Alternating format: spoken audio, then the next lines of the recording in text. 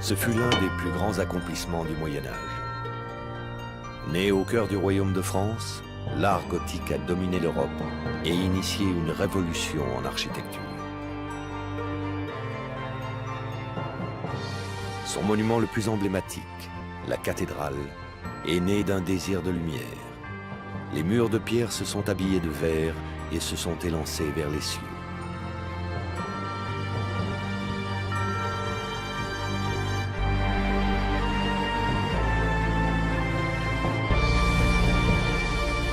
En moins de 200 ans, des dizaines d'édifices monumentaux surgissent au nord de la Loire, transformant à jamais le paysage d'une France qui s'urbanise. Les évêques et leurs bâtisseurs les voulaient toujours plus belles, toujours plus hautes. Une course à la démesure qui a mené à la catastrophe. L'effondrement du chœur de Beauvais marquera la fin du temps des cathédrales. Au cours des siècles, ces gigantesques vaisseaux de pierre sont devenus si familiers que nous pensions tout savoir des mystères de leur construction. Mais que savons-nous vraiment? Car les bâtisseurs nous ont laissé bien peu de documents. Depuis 20 ans, une nouvelle génération de chercheurs est sortie de ses bureaux et a investi les chantiers de restauration. Au fur et à mesure de ses découvertes, elle réécrit une histoire qui bouleverse bien des clichés. Certains archéologues du bâti prennent le monument comme un document en soi. Les autres, archéologues de l'espace, utilisent les technologies les plus sophistiquées pour analyser le cœur de ces structures qui défient les lois de la pesanteur. En sondant l'intimité de la pierre, du verre ou du fer, ces chercheurs ont décrypté le savoir-faire de ces hommes de la matière dont nous avions perdu la trace. Au fur et à mesure de leur découverte, ils dévoilent les secrets de ces artisans d'exception qui nous ont laissé le plus beau témoignage de leur science, les cathédrales.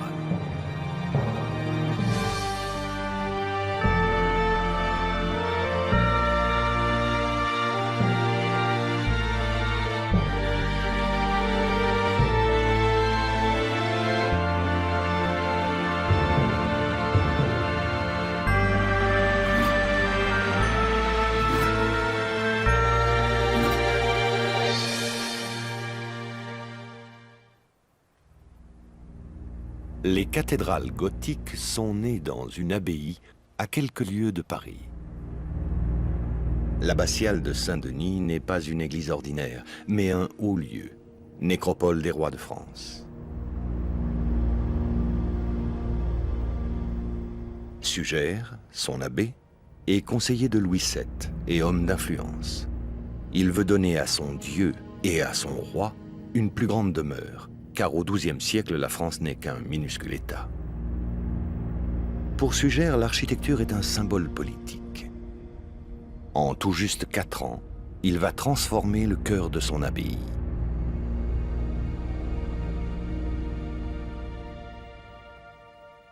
À son achèvement, en 1144, le résultat est un éblouissement pour les hommes de l'époque.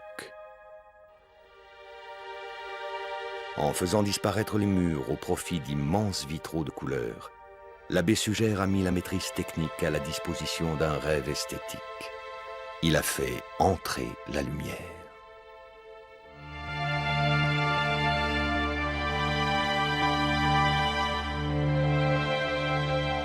La vision d'un abbé et l'omniprésence d'une pierre, le calcaire, vont permettre l'expansion des cathédrales. Des dizaines de chantiers se multiplient aux frontières du royaume, en Île-de-France et en Picardie. En moins de 2 siècles, on extrait des carrières de France plus de pierres que durant 3000 ans en Égypte. À 100 km au nord de Paris, la construction de Notre-Dame de Noyon débute en 1145, un an après l'achèvement de Saint-Denis. L'historien Arnaud Timbert étudie depuis 10 ans cette petite cathédrale, la seconde construite en France. Elle est à ce titre un maillon essentiel de l'histoire des premières heures de l'architecture gothique. Un aspect extérieur austère, mais à l'intérieur tout est espace et lumière. La nef, scandée par une alternance de piles fortes et de piles faibles, aboutit dans le cœur. Les espaces se côtoient fusionnent sans jamais se confondre. Tout le style gothique est là, créer des lieux multiples dans un espace commun. Le déambulatoire, largement ouvert sur le sanctuaire, dessert une couronne de chapelles rayonnantes, lumineuses et voûtées d'ogives.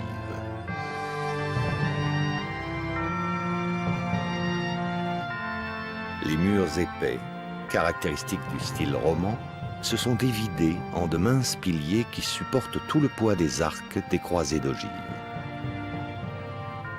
Cette utilisation de la croisée d'ogive est une révolution.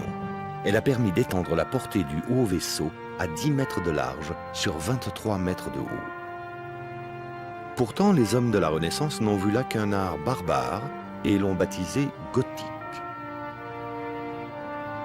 La réhabilitation attendra le XIXe siècle, lorsque des hommes comme l'architecte Eugène Viollet-le-Duc se passionnent et définissent les théories que nous connaissons aujourd'hui.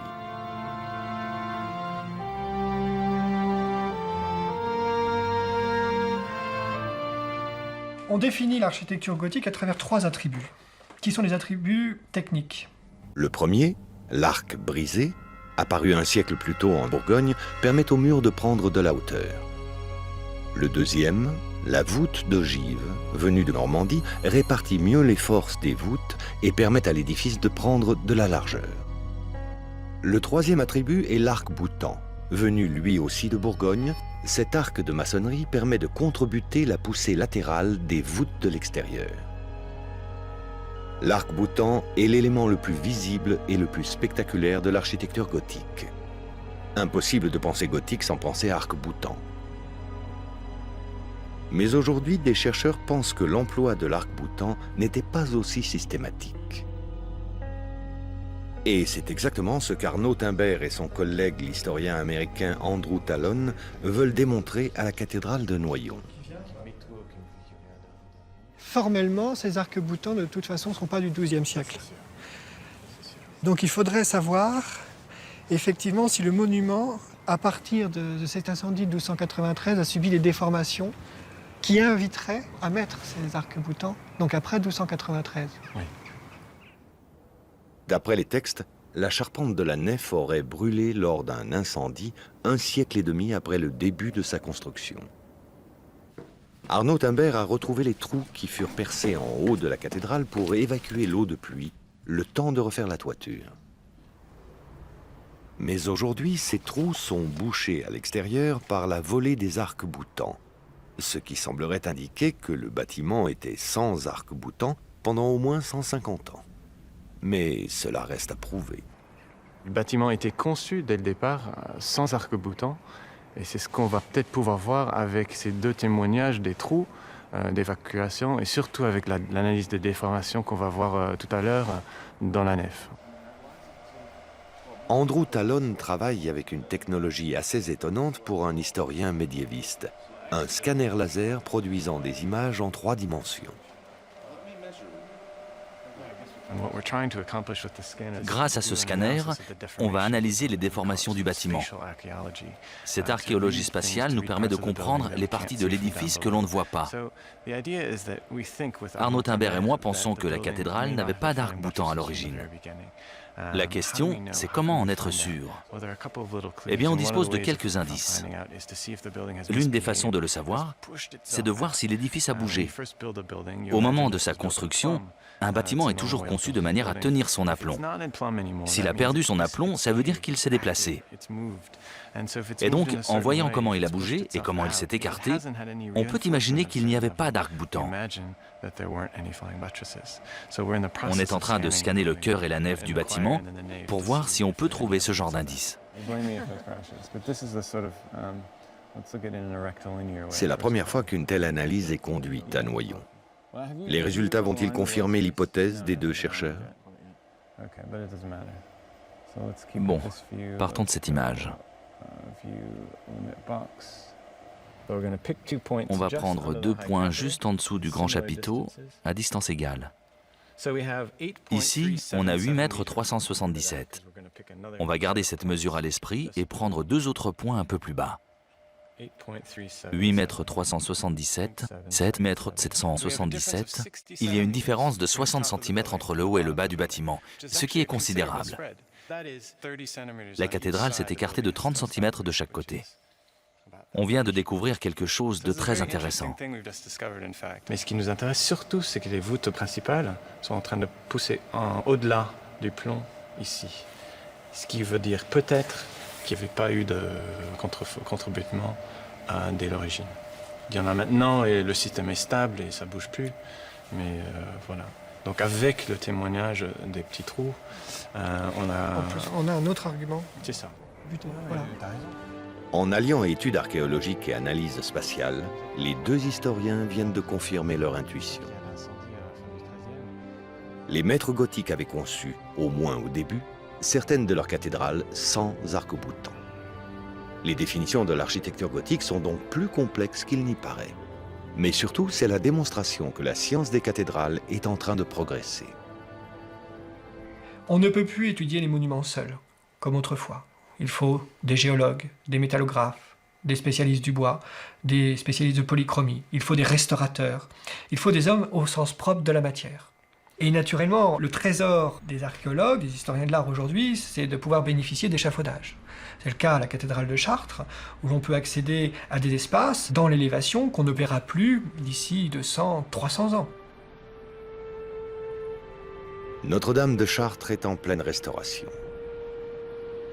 Il y a 8 siècles, elle fut construite en moins de 30 ans. Un record de rapidité pour le Moyen-Âge. Les conditions idéales étaient réunies. Un riche évêché et la proximité des matériaux.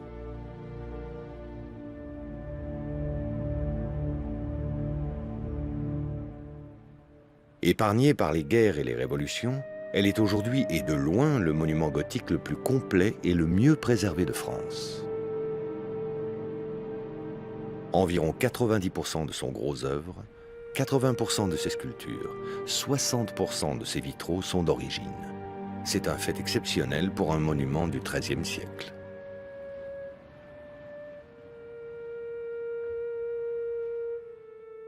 Mais les assauts du temps ont laissé leur marque. À l'intérieur, la pollution et les fumées ont noirci les murs et obscurci les vitraux. La cathédrale est dans une perpétuelle pénombre, mais tout cela est en passe de changer. Un grand chantier vient de commencer pour lui rendre cette fameuse lumière perdue au cours des siècles. À 30 mètres de hauteur, les voûtes du chœur subissent le premier grand nettoyage de leur histoire.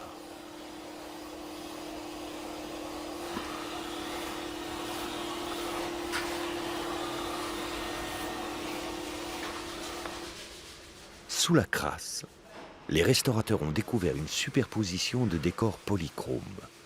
La couche la plus ancienne date du XIIIe siècle, du temps de la construction, et la plus récente du XIXe siècle. Ici, nous avons un bel exemple de badigeon 19e qui a été calcité, qui a pris l'humidité et puis qui s'est durci avec le calcaire de l'eau. On ne peut pas l'enlever. Les restaurateurs ont retrouvé les gestes et les techniques des peintres médiévaux pour redonner vie au décor d'origine.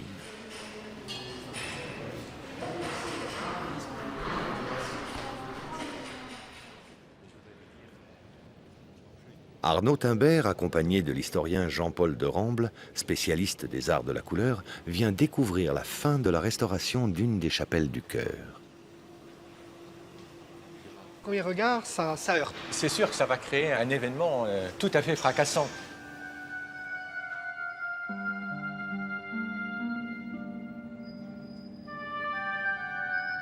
Difficile d'imaginer en effet l'ensemble des voûtes et murs de la cathédrale recouverts de ce revêtement ocre et blanc.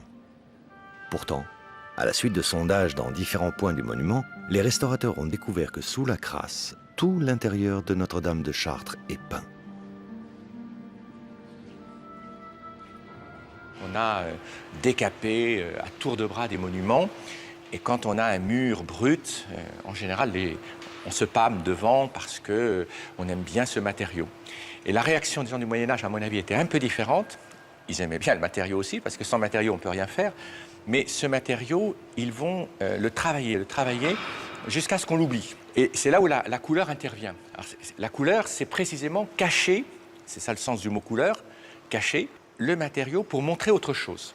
Ils ne respectent pas les joints qui existent, ils font un dessin idéal, un dessin d'un appareillage parfait.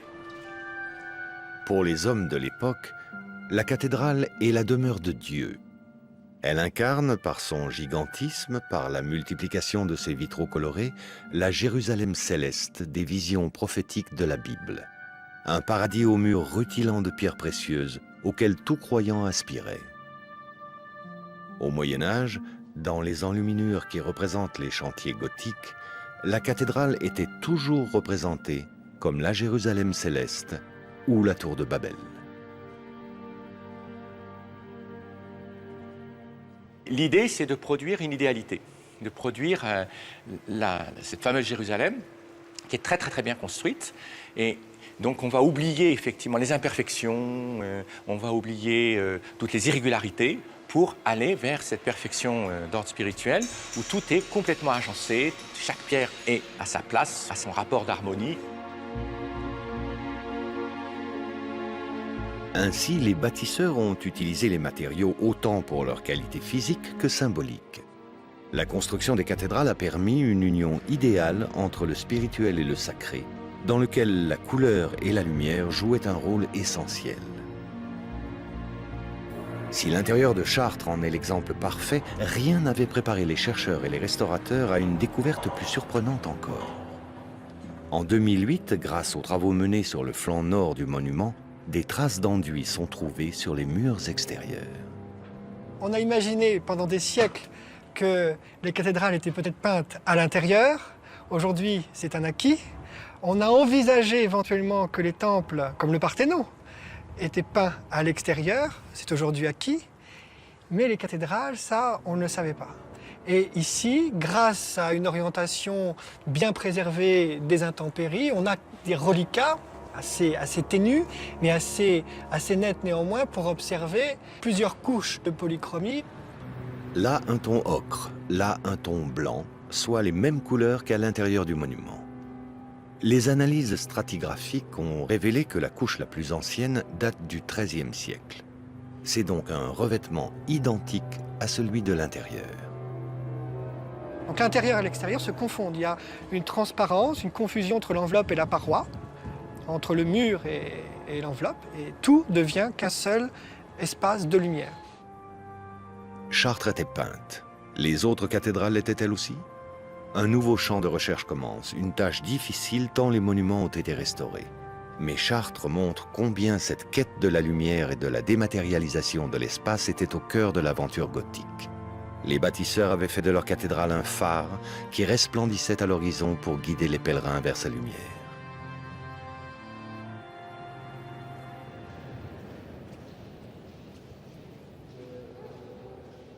L'architecture gothique n'invente pas ce besoin de lumière. Le besoin de lumière est fondamental, c'est ce qui définit une église. L'église, c'est une expérience de lumière.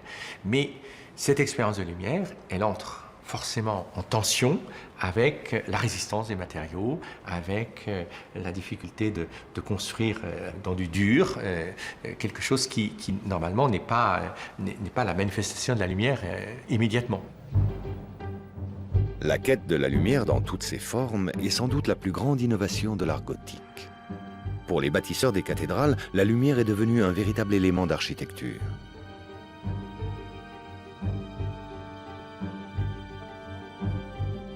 Le vitrail est le seul art qui produise son effet par un passage de la lumière à travers la matière. Alors on va perfectionner l'art du vitrail en chargeant le verre d'histoire. Donc on rajoute au verre, outre la couleur, on va lui rajouter la peinture sur verre, donc cette grisaille qui permet de repérer un personnage, un autre personnage, une ville, etc. Et à ce moment-là, on va écrire sur le vitrail une histoire.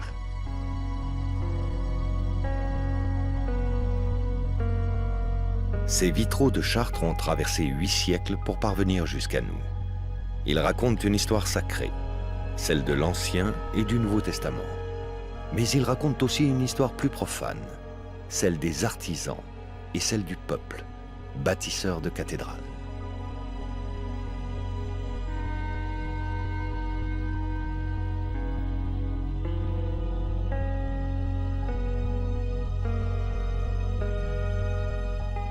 On a toujours parlé des maîtres d'œuvre et des commanditaires. Mais qui sont les hommes qui ont bâti? Toute la masse humaine des artisans, plombiers, forgerons, tailleurs de pierre, etc. Donc il y a en ce moment un renouveau qui s'effectue dans la connaissance à travers l'étude de ces hommes de la matière. Donc on peut, à travers l'étude d'une pierre, dans un monument totalement homogène, formellement, découvrir, à travers les traces d'outils, à travers les marques lapidaires, à travers la nature géologique de la pierre, découvrir des campagnes de construction, et mieux que des campagnes, à l'intérieur de chacune d'elles, des phases de construction. Donc on entre dans l'intimité la plus précise du monument. Une marque lapidaire est une marque laissée par un tailleur de pierre, pour plusieurs raisons. La première peut être le résultat d'un paiement à la tâche. Le tailleur de pierre met sa marque, elle est relevée en fin de journée et il est payé en fin de journée. Ça peut être aussi une marque identitaire d'un groupe de tailleurs, donc dans ce cas plutôt une marque publicitaire qui est là pour révéler la qualité du travail effectué. Pourquoi relever les marques lapidaires, les enregistrer, les comptabiliser? Si chaque marque correspond à un individu, chaque marque correspond aussi à une trace d'outil, puisque l'individu a ces traces d'outils. Donc il faut également relever les piles. Cette pile ici, c'est celle-là. Et l'on voit, chaque couleur correspond à un outil. Ça permet donc de voir, d'identifier entre guillemets une marque, un outil, et de l'associer à un individu. Si à un moment donné, on identifie un corpus de marques se trouvant dans tel espace, puis dans tel autre, que d'un seul coup, on ne retrouve plus les mêmes marques, mais d'autres, c'est que dans le chantier, il se passe quelque chose. Un arrêt, ou alors une autre équipe côtoyant une autre équipe, dans une période contemporaine, mais il y a, à travers la redécouverte de l'humain, une possibilité qui est celle de phaser le chantier avec d'autres critères. Les archéologues ont pu ainsi identifier combien il y avait de droitiers ou de gauchers, ou le type d'outil qu'ils utilisaient. Le taillant droit, qui laisse des traces linéaires sur la pierre, ou le taillant bretté, qui laisse des traces de dents et qui permet à chaque impact de retirer plus de matière. Ce dernier outil n'est apparu en Île-de-France qu'à la fin du XIIe siècle. Il est donc pour les chercheurs un critère de datation de la mise en œuvre du calcaire. Une carte géologique du nord de la France montre que l'implantation des cathédrales est intimement liée à la localisation des différentes zones calcaires. Un grand bassin sédimentaire recouvre la Picardie et l'Île-de-France, avec au sud un banc calcaire lacustre et au nord un banc calcaire dit lutétien, car en son centre se trouve Paris. Le géologue Marc Viré est un spécialiste des carrières de Paris. Il a étudié la nature et la provenance de chacun des blocs de pierre qui composent la cathédrale Notre-Dame. C'est un calcaire grossier à millioles. Donc ce banc s'est exploité dans l'étage inférieur des carrières de la région du Val-de-Grâce, dans les niveaux du calcaire grossier moyen. On remarque que les pierres très anciennes ont une tendance à être relativement douces au toucher parce qu'elles sont érodées. Alors que des pierres qui ont été changées à d'autres moments conservent plus de dureté, des arêtes, des fines arêtes liées au procédé de taille et qui a tendance à rayer la main. En cette fin du XIIe siècle, l'émulation architecturale est si importante que l'évêque de Paris, Maurice de Sully, décide de construire une nouvelle cathédrale beaucoup plus vaste que la précédente. À son achèvement, un siècle plus tard, Notre-Dame de Paris est la plus grande cathédrale de l'Occident.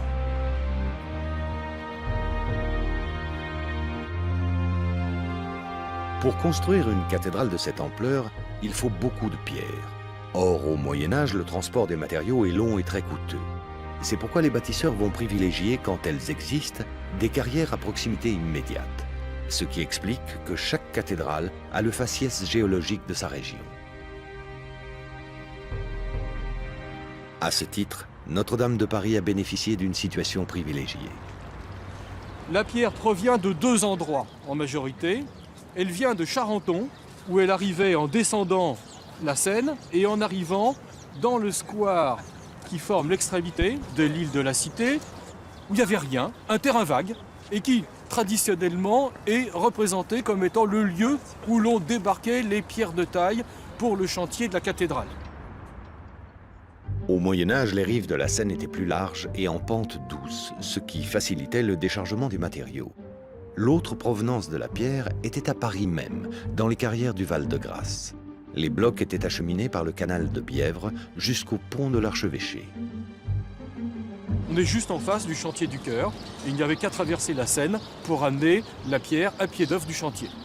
Donc, au point de vue logistique, là aussi, les circonstances ont été extrêmement favorables. Durant les 75 premières années de sa construction, le chantier avance vite. Mais au XIIIe siècle, alors que les tours commencent à s'élever, une découverte va tout changer. Dans les années 1230, la demande considérable de pierres de taille a fait que l'on a creusé toujours plus loin dans la colline la pierre au sud de Paris, là où il y a le Val-de-Grâce aujourd'hui, et un petit peu plus loin à Charenton. Et en creusant la colline, on a atteint des bancs calcaires de bien meilleure qualité. Et les constructeurs se sont rendus compte que ces bancs de pierre d'excellente qualité, que l'on appelle, en jargon de géologue, qu'on appelle du lieffrant, on s'est rendu compte qu'on pouvait en faire tout autre chose que de simples pierres de taille. Ce calcaire bien plus dense et plus dur va conforter l'audace des bâtisseurs qui se mettent alors à créer des formes nouvelles, faites de minces colonnes monolithes, d'immenses roses où le verre l'emporte sur l'armature de pierre.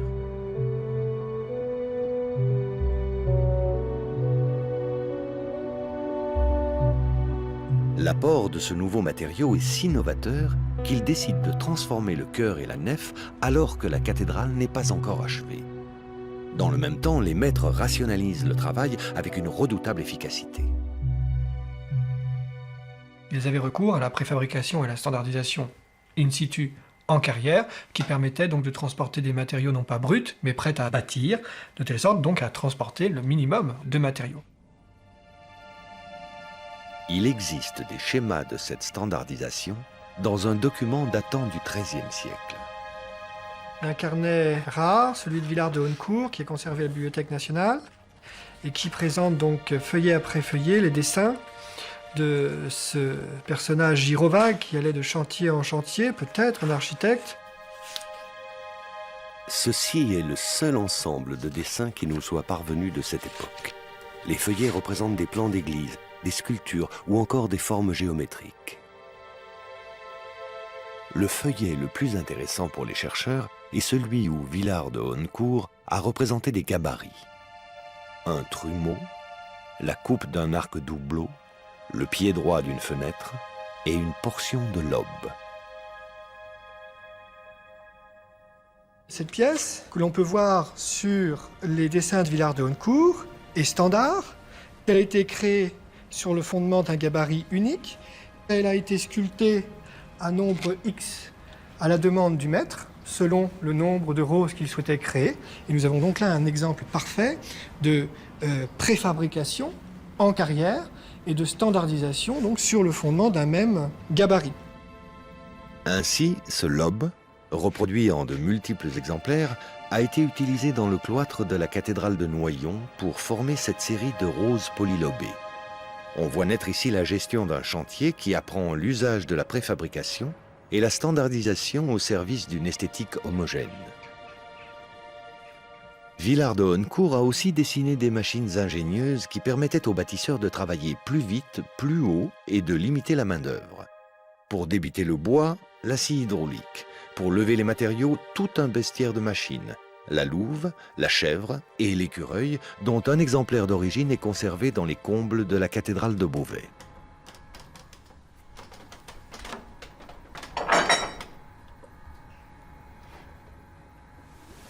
Cette recherche de la mécanisation va donner lieu à une innovation, l'utilisation de l'eau comme source d'énergie la plus importante du Moyen-Âge.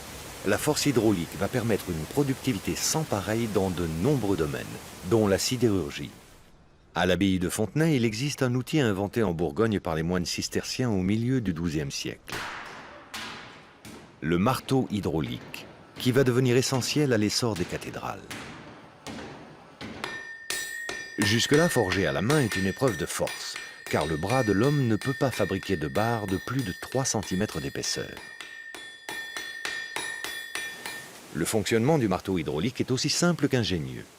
La force de l'eau actionne une roue qui fait tourner un arbre à cames, qui à son tour actionne un marteau de 300 kg, capable de frapper le fer jusqu'à 120 coups à la minute.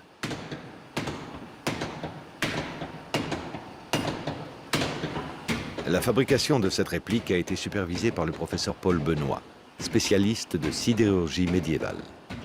Avec l'apparition du marteau hydraulique, il y a la possibilité de forger de plus grosses pièces, mais de forger beaucoup plus vite et à moindre coût.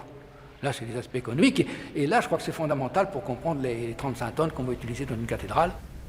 Car le fer est présent dans toute la cathédrale.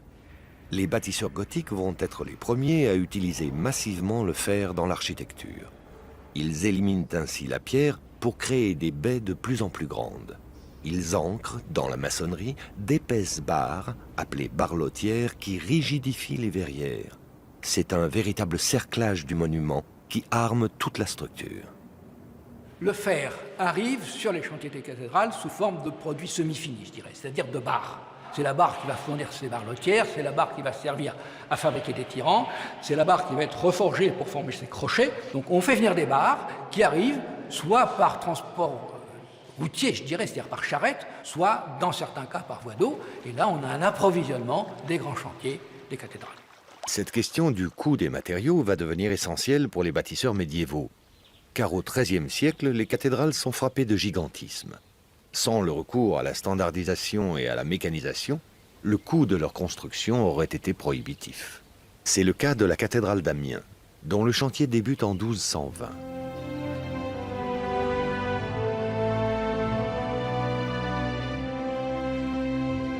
Notre-Dame d'Amiens est le monument de tous les superlatifs.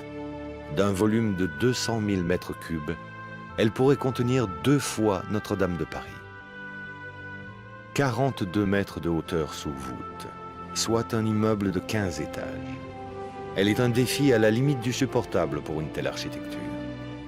Viollet-le-Duc la considérait comme le Parthénon de l'architecture française.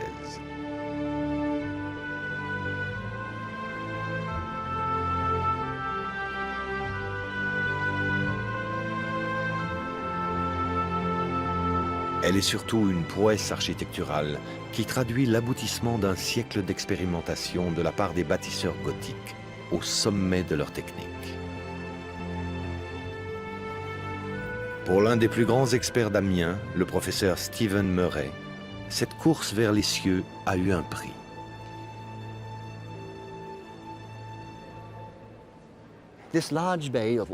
Malgré la beauté de cette grande baie, qui ouvre l'espace et donne une dimension quasi théâtrale au centre du bâtiment, elle pose un problème structurel qui se posait déjà au Moyen Âge. En effet, on peut voir des fissures sur le mur des arcades qui soutiennent un passage étroit appelé triforium. Le problème est plus visible encore lorsque Stephen Murray y accède.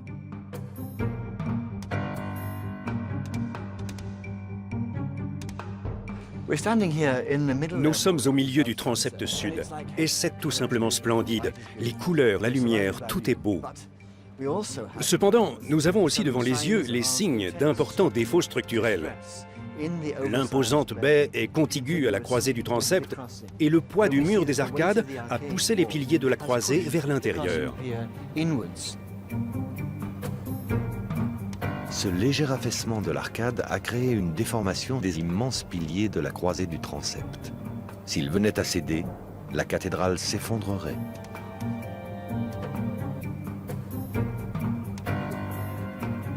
Amiens, comme toutes les cathédrales gothiques, est construite sur un schéma de croix latine. En direction de Jérusalem à l'est, le chœur, à l'ouest, la nef, et perpendiculaire à cet axe, les bras du transept. Au centre, la croisée du transept est le point structurel le plus fragile d'une cathédrale, mais c'est aussi son plus beau défi esthétique. Comment les bâtisseurs d'Amiens pouvaient-ils en repousser les limites? Pour le savoir, Stephen Murray a invité Andrew Tallon à faire la première analyse spatiale du monument. Tu devrais te concentrer là-dessus. D'accord. Et sur l'extérieur aussi? Oui, il n'y a plus d'échafaudage. Le passage est bien dégagé là-haut. Et structurellement parlant, c'est la partie la pire. Oui. C'est la partie la plus endommagée. C'est là que l'incendie a sévi en 1258. Oui. En à peine quelques minutes, le laser fait apparaître sur les écrans d'ordinateur les premières images d'une cathédrale virtuelle d'une incroyable précision. Un bâtiment peut vraiment mal se conduire. Les arcs veulent tout pousser vers l'extérieur. Lorsqu'un bâtiment évolue mal, cela peut provoquer des effondrements. Avec cet instrument, nous pouvons voir les déformations subies par le monument et essayer de comprendre ces problèmes structurels.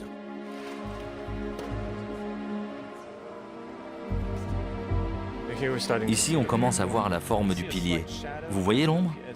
Le laser n'a pas pu aller jusqu'en haut parce qu'il bute contre le grand chapiteau, ce qui crée une légère ombre. Mais ce n'est pas trop grave.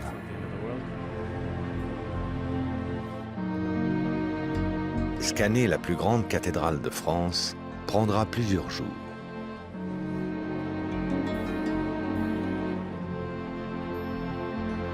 Le rayon laser doit atteindre chaque point de surface, chaque hauteur, chaque recoin, afin de produire un modèle en 3 dimensions qui pourra être découpé et analysé en laboratoire.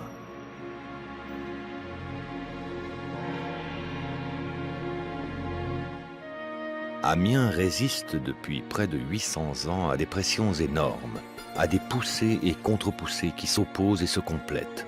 Le monument est le lieu d'une lutte constante pour l'équilibre. Comment ces forces cheminent-elles dans la pierre?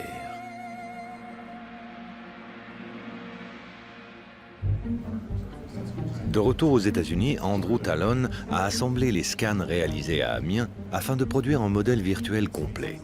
Avec Stephen Murray, ils peuvent maintenant en faire l'analyse structurelle. Ils commencent par le point qui les intéresse particulièrement, la croisée du transept. On va commencer par le niveau le plus bas. Afin de déterminer l'importance des pressions exercées sur le pilier, Andrew Talon mesure la distance entre 2 supports de la croisée du transept à 3 hauteurs différentes. En se plaçant au point le plus bas, on mesure 11,62 m. On va se baser sur cette mesure. Si on va 3 mètres plus haut, on a 11,52 m. Il y a 10 cm de différence. C'est considérable. Oui, c'est un écart énorme. Dès les premières mesures, le scan révèle que les piliers se sont incurvés de 5 cm de chaque côté. Allons maintenant au sommet de l'édifice et prenons la mesure juste en dessous des grands chapiteaux. Ça va d'ici au point opposé. La distance est de 11,70 m. Il y a donc 20 cm de plus que ce qu'on a mesuré en bas. C'est là qu'on voit la différence. Sur la maquette virtuelle, il voit que les piliers ont bougé dans des directions opposées à leurs 2 extrémités.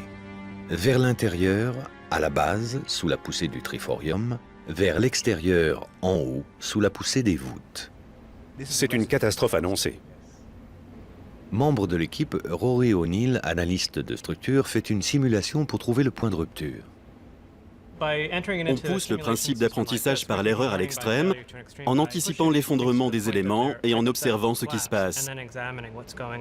Quels sont les points faibles du bâtiment susceptibles de faire perdre le sommeil à son architecte? Que se serait-il passé si au cours des siècles, la pression des arcades était devenue trop importante pour le pilier? On voit que toute la structure est en train de glisser. Je vais zoomer pour qu'on puisse regarder de plus près. Les pierres commencent à se séparer. C'est similaire à ce qui se passe sur le vrai mur. Ces failles en disent long. Elles démontrent que le mur a bougé avec le temps. La modélisation confirme que les fissures créées par l'ordinateur sont identiques à celles observées à l'intérieur de la cathédrale. Elles sont donc le résultat direct de la poussée des arcades sur le pilier du transept. Si cette poussée s'était amplifiée, les conséquences auraient été catastrophiques. La cathédrale se serait effondrée.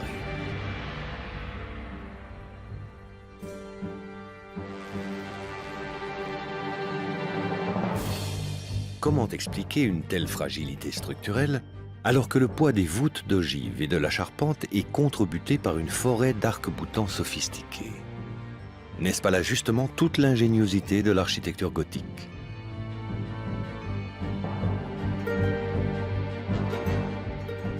Mais en y regardant de plus près, Andrew Tallon et Stephen Murray font une découverte sidérante. Par rapport à l'arc de traverse de la voûte principale, l'arc-boutant semble placé beaucoup trop haut. Vu la poussée de la voûte, il faudrait qu'elle se trouve dans le haut de l'arc-boutant. L'arc-boutant ne sert à rien. En plaçant l'arc-boutant trop haut, les bâtisseurs ne pouvaient contrebuter la force exercée par les voûtes. Comment comprendre une telle approximation dans un monument aussi abouti? Stephen Murray a trouvé un texte d'époque médiévale qui lui a donné un élément de réponse. Telle que nous la voyons, la construction a 30 ans. Nous sommes en 1250. Un jeune architecte, Renaud de Cormont, a pris le relais du travail entrepris par son père. Thomas a bâti la haute nef, Renaud construit le haut chœur. Comme tout fils qui se respecte, il veut reprendre les formes architecturales de son père en les transformant. Le gothique est une sorte de modernisme en perpétuel mouvement. Il a complètement transformé le système des arcs-boutants et adopté une solution beaucoup plus moderne. Cependant, c'est trop léger. La construction d'une cathédrale durait en moyenne 50 ans. Ainsi, le maître d'œuvre qui la désirait et le maître d'ouvrage qui la bâtissait n'en voyaient jamais l'achèvement. À Amiens, à la mort de son bâtisseur de père, Renaud n'a que 16 ans. Son manque d'expérience explique ses erreurs. Au XVe siècle, les arcs-boutants du chœur ont été enlevés pour être reconstruits. Et une énorme traverse a été installée pour soutenir les principaux renforts aux endroits où le bâtiment s'écartait. Au final, on avait un système de soutien sur 3 niveaux, ce qui était beaucoup plus sûr. On connaît le nom de celui qui a sauvé la cathédrale. Il s'appelait Pierre Tarissel. Cet arc-boutant est tel qu'un arc-boutant devrait être, à savoir solide. Il est massif et maintient la structure. Un vrai support. Avec l'ajout de cet arc-boutant à la fin du XVe siècle, Pierre Tarissel stabilise le haut de la cathédrale. Mais à la base du pilier, le problème reste à résoudre. À la fin du Moyen-Âge, les gens étaient terrifiés à la vue de ces failles qui apparaissaient. Comment éviter que le pilier ne se brise? Il n'était pas pensable d'utiliser un contrebutement à l'intérieur de la cathédrale. Alors Pierre Tarissel eut recours à un palliatif qui va définitivement sauver le monument. Il utilise le fer.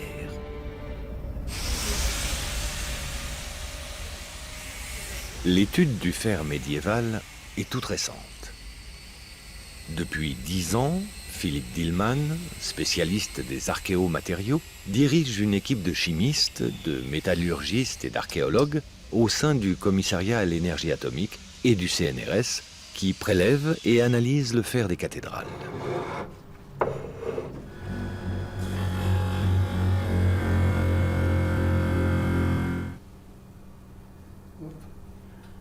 Amiens, c'est très intéressant parce qu'effectivement, les textes nous disent visite de chantier, attention, il faut renforcer la cathédrale, les piliers de la croisée sont en train de flamber.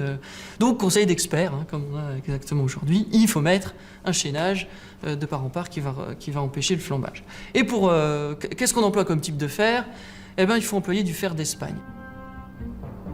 En assemblant d'énormes barres de fer par un système de clavettes, Pierre Tarissel crée un chaînage qui gaine la cathédrale au niveau du triforium.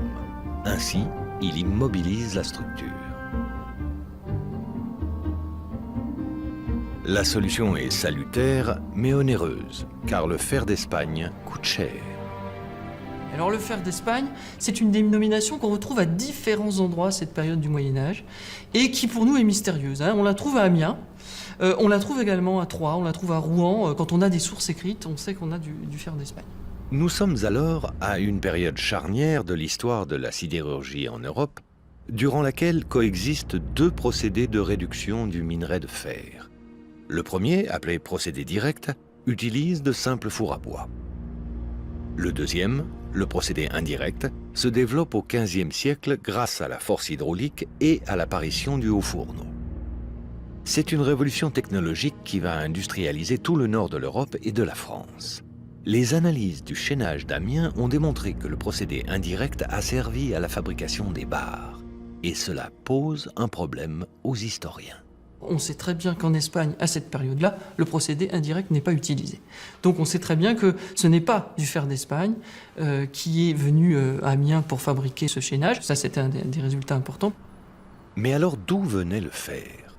Amiens étant situé près d'un des sites de minerais le plus important de l'époque médiévale, le pays de Bray, la logique aurait voulu que les bâtisseurs aient privilégié la proximité du matériau. Mais là encore, le résultat des analyses fut une surprise. Dans aucune des cathédrales, on a trouvé ce fer du pays de Bray, ni même à Rouen, ni même à Beauvais, qui encadre le pays de Bray. Certains historiens disent qu'il a dû servir à fabriquer que des clous, vendus peut-être à Rouen et à Beauvais, mais en tout cas, pas ces grosses barres que l'on trouve, ni ces agrafes, ni ces extrémités de chaînage que l'on trouve dans les cathédrales de Picardie. Ça, c'est une certitude.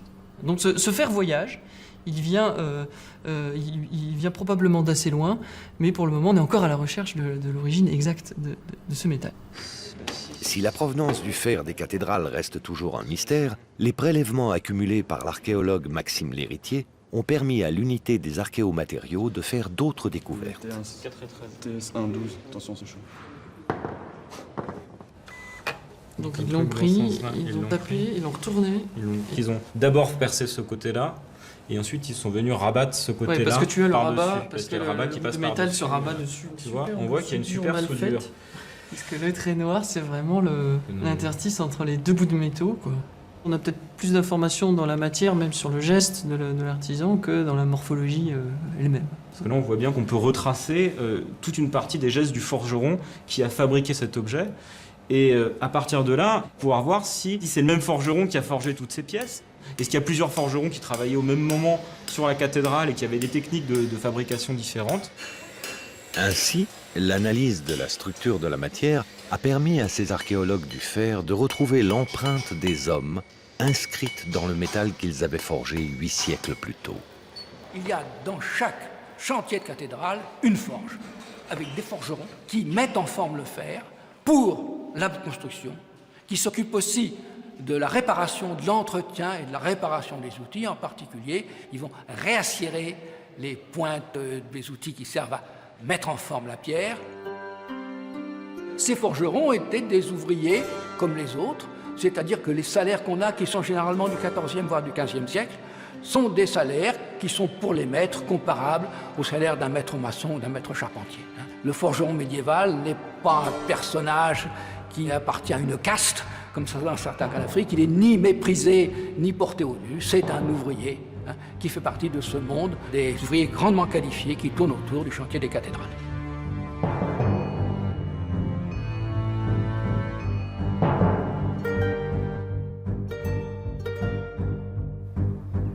À quelques kilomètres d'Amiens se trouve une cathédrale dans laquelle l'utilisation du fer a été la plus massive de la période gothique. L'architecte des bâtiments de France, Jean-Lucien Guénoun, y mène depuis plusieurs mois un chantier de restauration à plus de 48 mètres de hauteur. Construite à partir de 1235, Saint-Pierre de Beauvais est en effet la plus haute cathédrale du monde. Et avec des baies de 110 mètres carrés chacune, elle est aussi la plus immatérielle. Prouesse architecturale ou folie des grandeurs de la part des bâtisseurs? Le débat entre les experts n'est toujours pas tranché.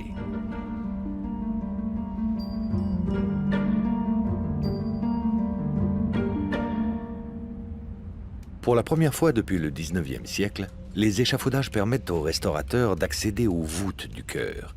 Ils viennent de mettre à jour une armature de fer sous le mortier des ogives. Un tel dispositif de voûte armée n'avait jamais été découvert dans aucune cathédrale gothique.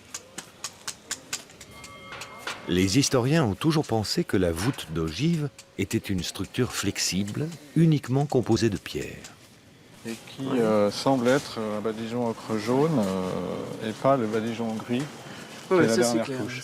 Donc ce qui voudrait dire qu'on a des fers qui sont antérieurs donc, au badigeon gris, ce qui pourrait plaider en faveur de fers qui seraient antérieurs au XIXe siècle. Si ce fer est contemporain de la construction, cela signifie que les voûtes étaient rigidifiées, ce qui remet en cause bon nombre de certitudes.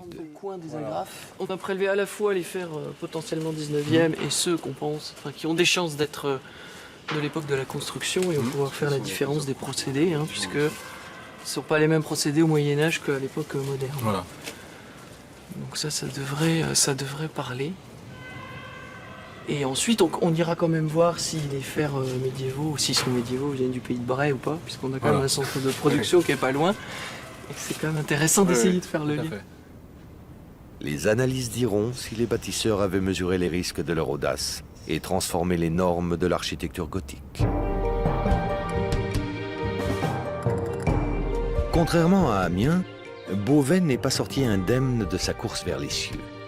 La cathédrale porte dans ses hauteurs les stigmates des catastrophes qui s'y sont succédées durant son existence.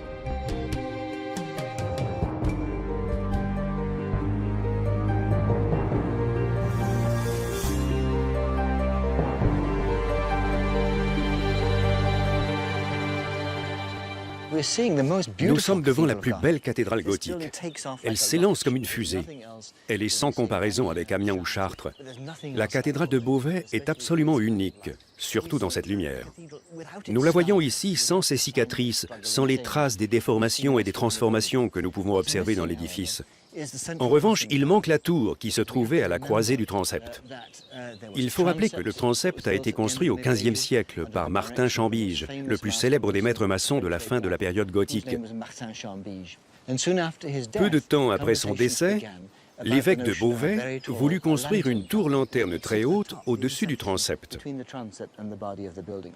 En 1573, le jour de l'Ascension, la tour s'effondra. Alors qu'on célébrait une messe, des pierres commencèrent à tomber.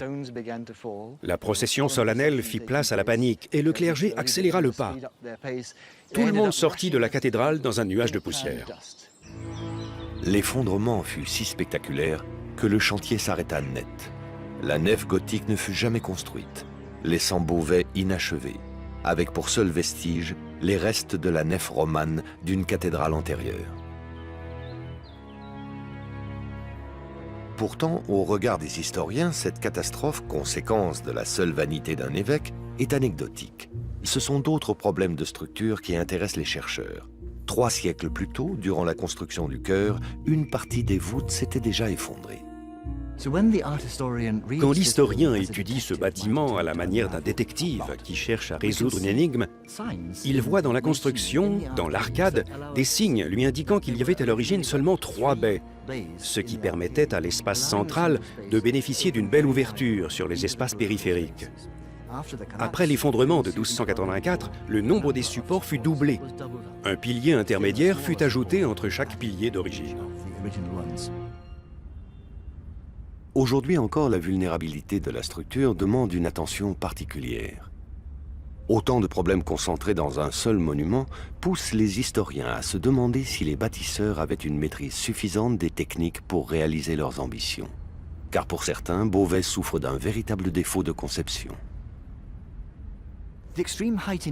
L'effondrement n'est pas lié à la hauteur vertigineuse de l'édifice.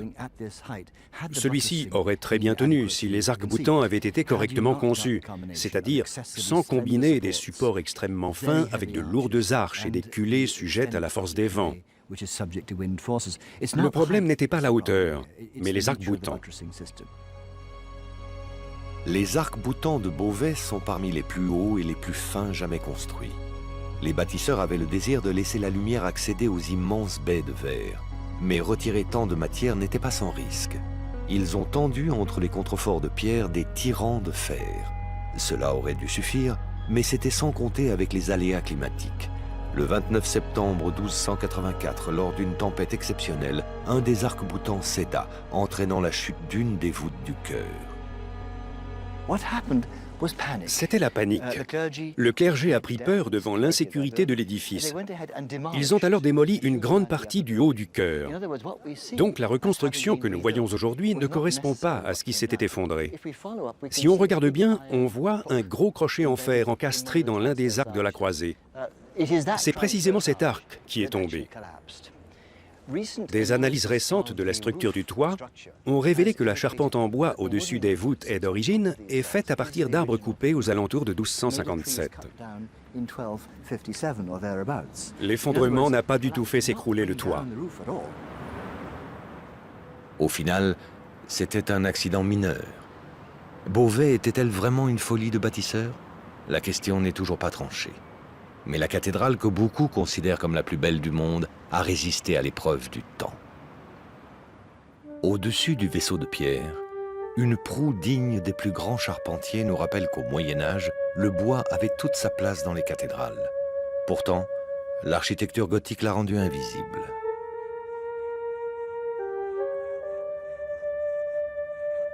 Jusqu'au XIIe siècle, le bois est le matériau le plus important utilisé pour la construction. Mais l'essor démographique va générer d'autres besoins, et cette pénurie de bois va favoriser le développement de l'architecture gothique. En effet, en privilégiant l'utilisation de la voûte d'ogive, les bâtisseurs réduisent la place de ce matériau devenu trop cher au profit de la pierre. Mais le bois reste présent dans la cathédrale, car les hommes du Moyen-Âge utilisaient leurs matériaux pour des raisons symboliques autant que matérielles. Et à ce titre, le bois a une importance toute particulière.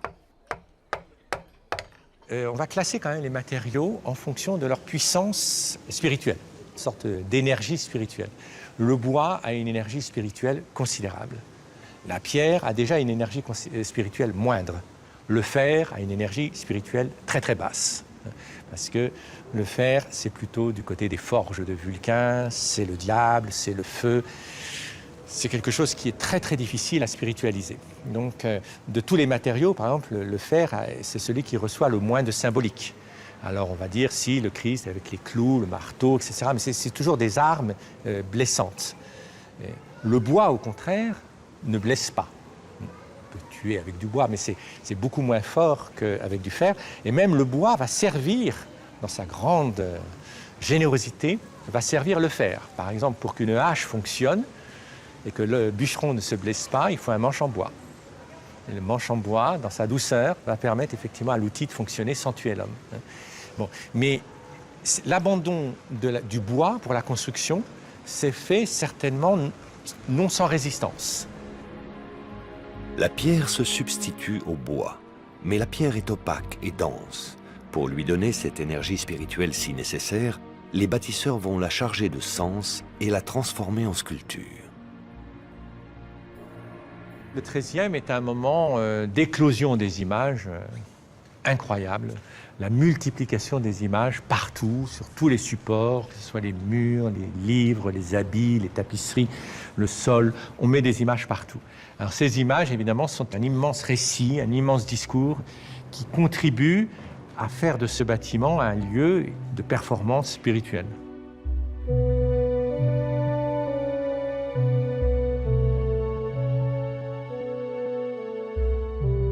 La cathédrale était devenue livre de pierre, accessible et lisible par tous. Avec l'architecture gothique, les sculptures ont quitté l'obscurité pour la pleine lumière.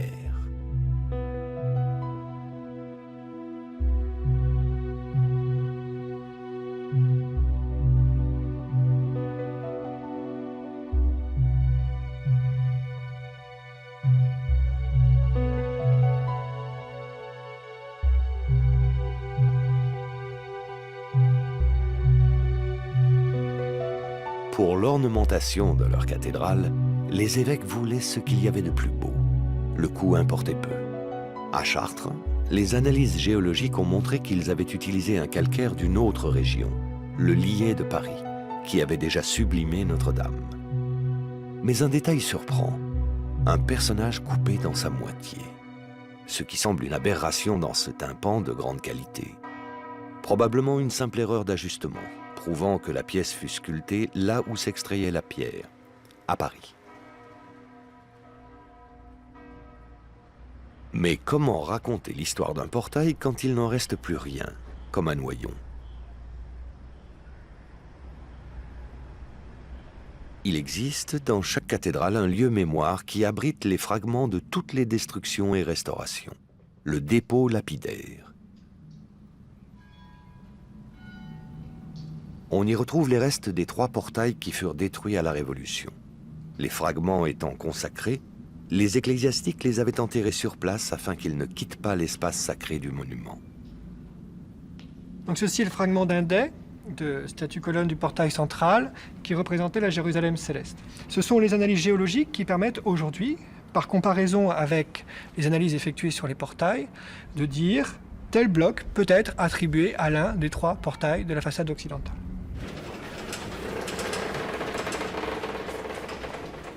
La géologue Lise Leroux a pu conduire ses analyses comparatives en examinant la base d'échantillons de calcaire conservés au laboratoire des monuments historiques. Ils ont été collectés depuis plus de 20 ans dans le sous-sol de l'Île-de-France et dans les divers dépôts lapidaires des cathédrales.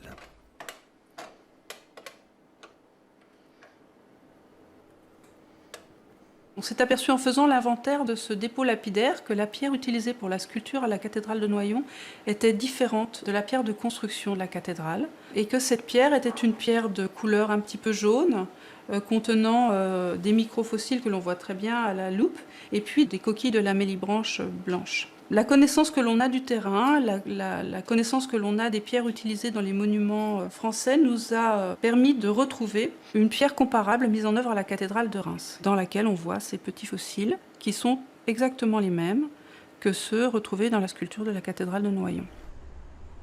Pourquoi être allé chercher la pierre hors de Picardie alors que des carrières de calcaire plus proches existaient à Amiens et à Beauvais? Le portail, ici, est en construction dans les années 1230. Or, il s'avère que le chantier de la cathédrale de Reims, dans les années 1230, présente un arrêt assez important, pour des raisons de crise sociale, entre, pourquoi pas, le chantier et l'archevêque. Il est bien évident que les ouvriers et les sculpteurs, tailleurs de pierre de Reims, doivent toujours gagner leur pain. Il y a donc de fortes chances qu'il soit venu le temps d'arrêt du chantier de la cathédrale de Reims sur le chantier noyonnais. On est allé les chercher, parce qu'on va dans le vivier du moment en matière de sculpteurs qui est Reims, et très vraisemblablement, ils imposent leurs pierres. L'analyse des matériaux et la comparaison des styles ont permis à l'historien de retrouver l'aspect du portail de Noyon, mais aussi de relier 2 histoires de chantier. Au fur et à mesure de ses recherches, il a pu reconstituer une organisation des bâtisseurs de cathédrales qui se définissait par leur matière. Les hommes de la pierre, les hommes du bois, les hommes du métal et enfin les hommes du verre. Pour chacune de ces corporations, il existait une hiérarchie, dont celle de la pierre est la mieux connue.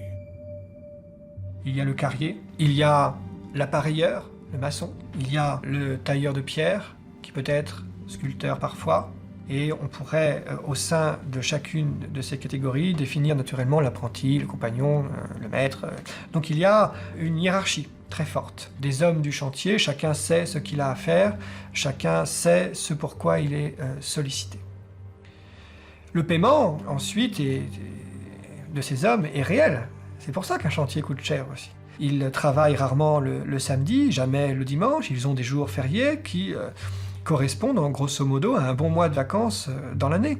Ils travaillent beaucoup l'été puisqu'ils travaillent au rythme de la lumière, mais l'hiver en somme toute peu, d'autant que la majorité des chantiers sont clos. Donc on a des hommes qui sont considérés comme des hommes qualifiés, et pour construire de telles cathédrales, il faut des hommes qualifiés et qui sont payés et bien payés. Comme les maîtres verriers du Moyen-Âge, les artisans des ateliers lorrains continuent de travailler au pied de la cathédrale à la restauration des vitraux de Chartres. Les gestes, je pense, doivent être à peu près les mêmes qu'au Moyen-Âge, c'est-à-dire le plomb, le verre qui rentre dans le plomb, la façon de couper le plomb avec un couteau. Alors, il n'était peut-être pas comme celui-ci, mais c'était sans doute des outils très semblables.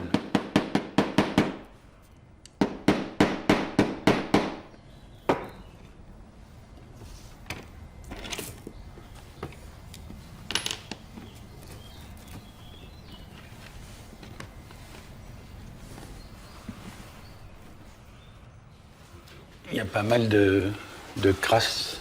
On voit tout ça qui est très très noir, très sale. Il va falloir faire un nettoyage pièce par pièce, de façon à pas toucher à pas abîmer la grisaille, la peinture.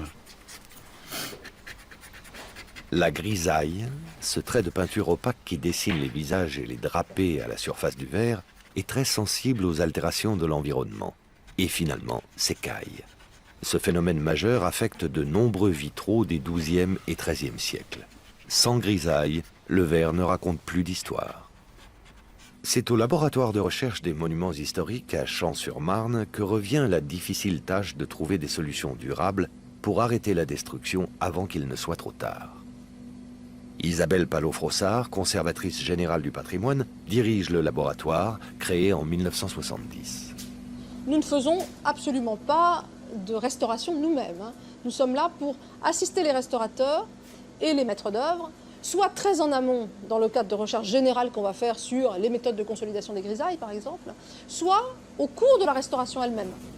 Au fur et à mesure des restaurations, les chercheurs ont découvert que les vitraux médiévaux souffraient d'un mal encore plus insidieux que la perte de la grisaille.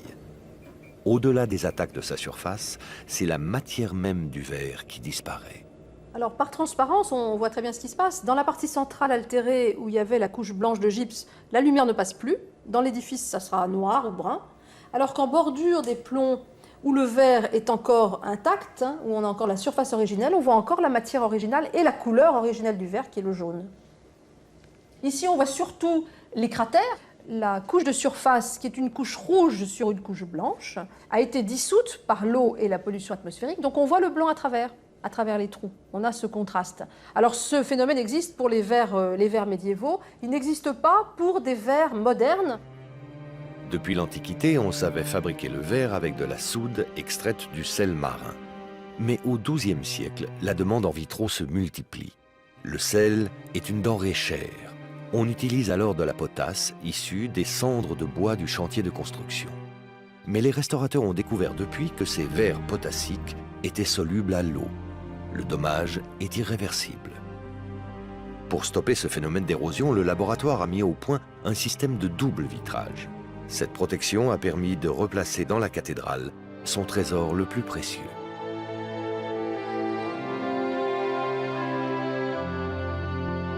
À l'intérieur du monument, les échafaudages ont été démontés et les vitraux et les voûtes du chœur de Notre-Dame de Chartres apparaissent enfin, identiques à ce qu'ils étaient 8 siècles plus tôt.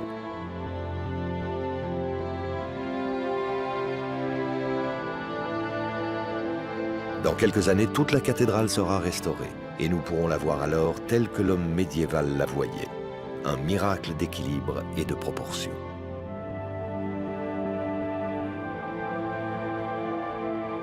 À l'époque de sa construction, les bâtisseurs s'étaient inspirés des préceptes des grands théologiens du XIIe siècle qui étudiaient à Chartres les textes antiques des philosophes grecs et romains. L'école de Chartres, c'est plutôt un esprit, à vrai dire. Un esprit qui a certainement trouvé une certaine réalité historique à un moment donné par la rencontre de plusieurs intellectuels qui venaient d'horizons différents, mais qui étaient d'accord à peu près sur le même principe, à savoir qu'il faut créditer la nature, créditer l'expérience, créditer l'observation comme étant la matière première d'une transformation, d'une révélation. Donc ce sont des gens positifs qui vont favoriser les sciences expérimentales, qui vont être très soucieux de l'héritage antique concernant l'astronomie, la géométrie, l'arithmétique, la musique, pour parler des arts libéraux. Ce sont des esprits rationnels qui pensent que la raison est la condition même de la foi. Nourris de cette connaissance, les architectes du Moyen-Âge étaient convaincus que la beauté suprême de l'univers était basée sur des proportions parfaites dont Dieu était le suprême géomètre. L'historien Stefan van Liefering estime qu'il existe des références bibliques dans les proportions mêmes des cathédrales, à commencer par la plus célèbre d'entre elles, Notre-Dame de Paris.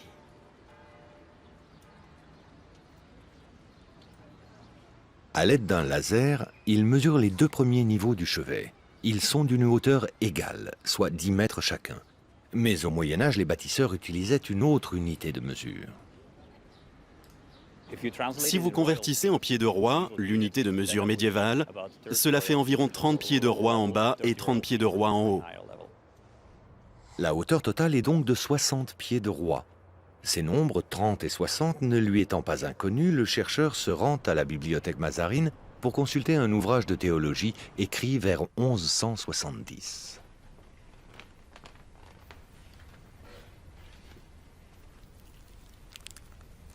Ce manuscrit date du début du XIIe siècle. Il a été écrit par le chancelier de Notre-Dame, Pierre le Mangeur. L'Historia Scholastica fut rédigée pendant la construction du chevet de la cathédrale. Stefan van Liefering s'intéresse à un passage de l'Ancien Testament qui décrit le temple de Salomon à Jérusalem comme la maison de Dieu sur terre.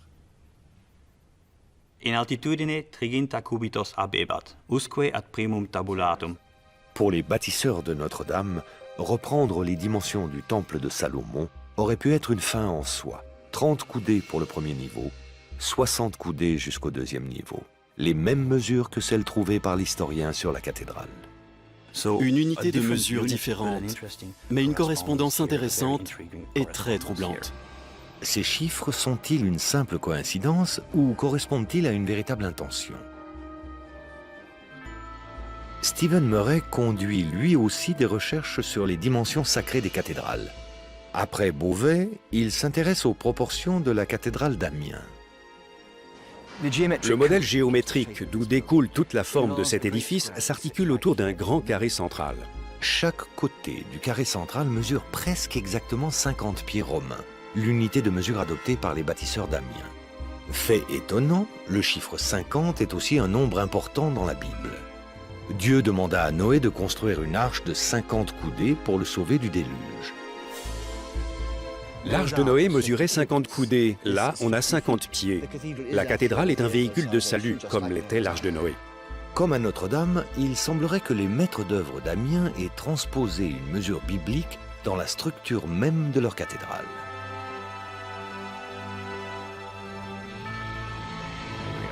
Je fais une coupe verticale. On peut tracer une ligne de l'une des clés de voûte jusqu'au sol. D'accord. Ça nous donnera la hauteur. Ça fait 42 mètres 55. En convertissant les mètres en coudées, Andrew Tallon arrive à un autre chiffre sacré. Regarde ça. 144,3, même nombre qu'à Beauvais. Dans le Nouveau Testament, la Jérusalem céleste fait 144 coudées de hauteur. C'est la mesure du paradis. C'est clairement un nombre qui exprime un objet de désir. Il voulait avoir le nombre 144. Et on comprend pourquoi en se penchant sur le texte qui a été lu à la consécration de la cathédrale. C'est le livre des Révélations, chapitre 21.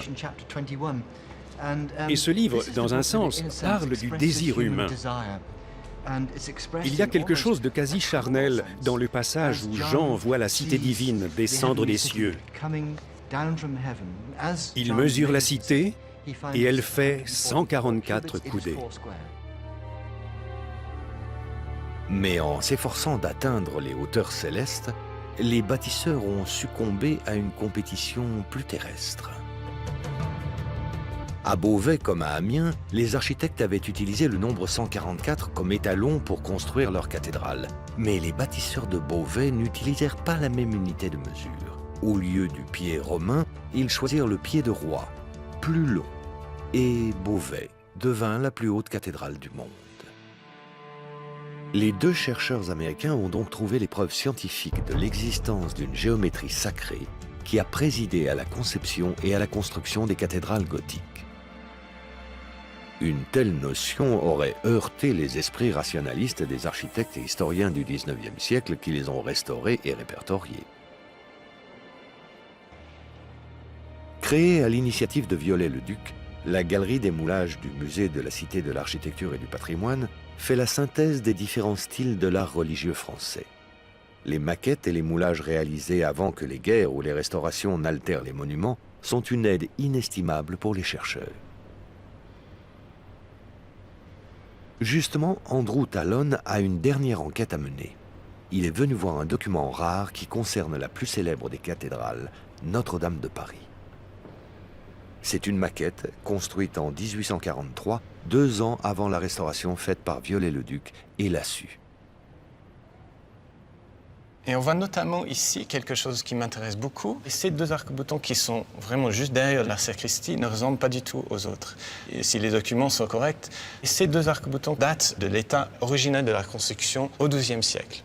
Ces deux arcs-boutants, à la forme plus primitive, encore visibles sur cette maquette, étaient pris dans la maçonnerie de l'ancienne sacristie, ce qui les a protégés de toute transformation. Lors de la restauration de la cathédrale, 4 ans plus tard, Viollet-le-Duc a détruit la sacristie et reconstruit tous les arcs-boutants du chœur à l'identique. L'architecte effectua d'autres transformations radicales, comme inventer de nouveaux éléments d'architecture. Un cloître de style néo-gothique et une immense flèche. Mais ils sont si bien intégrés à l'ensemble qu'ils semblent avoir toujours existé. Seule la maquette et ses rares daguerreotypes sont les traces tangibles qui témoignent de l'état exact de la cathédrale avant sa restauration. Comment Andrew Tallon va-t-il dénouer les secrets d'un monument qui a été si remanié durant son histoire? Car les arcs-boutants du chœur de Notre-Dame sont si longs, si fins, si différents, qu'il a toujours été jugé impossible qu'ils aient existé dès le XIIe siècle. On a souvent cru, pendant longtemps, que l'arc-boutant a été inventé, comme tu sais bien, dans la nef de Notre-Dame, donc juste à côté. Ça veut dire forcément qu'il n'y en avait pas ici. Il n'y avait pas de système de contrebutement. Sans système de contrebutement, avec une force pareille, une grande force de voûte, les murs en hauteur, comme on a vu un petit peu à Noyon, ont été écartés par la poussée des voûtes. Mais ce qu'on va retrouver dans ce scan, c'est que les parties hautes de ces murs se sont restées parfaitement d'aplomb par rapport au sol. Parfaitement d'aplomb. Contrairement à Noyon. Contrairement à Noyon. Donc vraiment très droit. Ce qui veut dire, pour des murs aussi minces et hauts, qu'il y avait forcément quelque chose qui les tenait en place. C'est ce que je crois, au moins. Et qui conforte la théorie qui a mis en avant au départ Stephen Murray et que j'ai agrandi un petit peu après, que l'arc-boutant a été vraiment installé, je pense, dès les années 70 à Notre-Dame. Ce qui est finalement pas étonnant dans notre connaissance actuelle de l'utilisation de l'arc-boutant. C'est-à-dire qu'ils étaient projetés dès le début du chantier. C'est ça. Donc en 1160, voilà. L'idée de l'arc-boutant, de sa projection existait. Existait.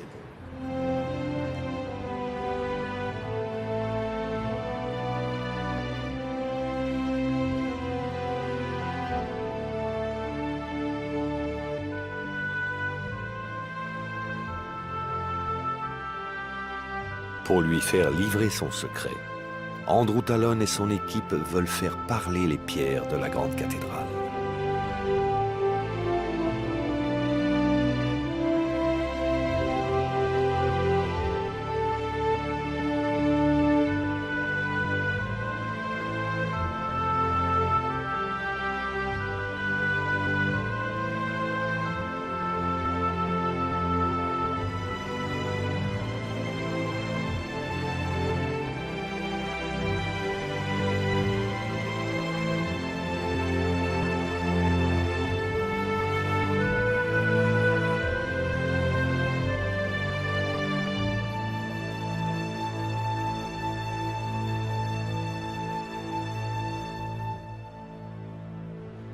Donc, c'est ce deux travées qui nous intéressent en particulier parce que si il n'y avait pas eu d'arc-boutant au XIIe siècle, on a droit à croire à une sorte de déformation des parties hautes. Regardez bien cette coupe de Notre-Dame et imaginez pour un moment qu'il n'existe pas ces deux étais comme ça des deux côtés. Ça veut dire que ces voûtes qui sont très grandes, très larges et perchées très haut sur des murs très très fins, de l'ordre de 60 cm, sont tenues en place par ces murs de 60 cm.